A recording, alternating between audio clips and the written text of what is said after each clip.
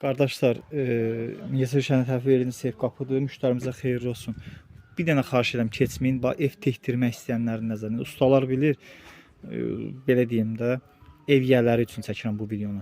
Əgər ki evinizi kərpiçlə tikirsinizsə, burada belə kubiklər qoyublar 3 dənə. Bacarın bunu ən azı qapı üçün 4 dənə qoyun. Pəncərəyə 3 dənə qoysaz olar, görürsüz burada 2 dənə qoyublar. Nə qədər çox qoysaz bərkitmə o qədər çox olur. Çünki kərpicin özünə deşib bərkitmək olmur. İkinci bir məsələ. Qapıları götürüb yekə qoyurlar, 1-20 zad qoyurlar. Əsasən daş ustaların məsləhətindən olan bir şeydir. Çünki əksər evyərlər deyir ki, bizim bilmirik, usta məsləhət bilibdir. Bax biz burada sonradan beton tökdürmüşük bura, balcalatmışıq. Qapının yerini 1.10 qoyun. Yerdə qalsın tərtəmiz 1 metr 10 santı. Daşdan daşa 1.10 qalsın. Biz də qapını 1.7 yığandan sonra 200 santı bizim zazorumuz olur. Bu 1.20 qoyanmaqdan bir şey dəyişmir.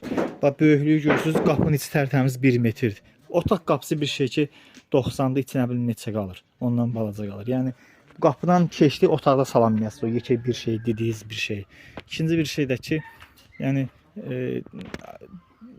o nədir ki, yekə bir şey ora salmaq istədiniz, mənim başım çıxmır. Ən yekə künc divandır.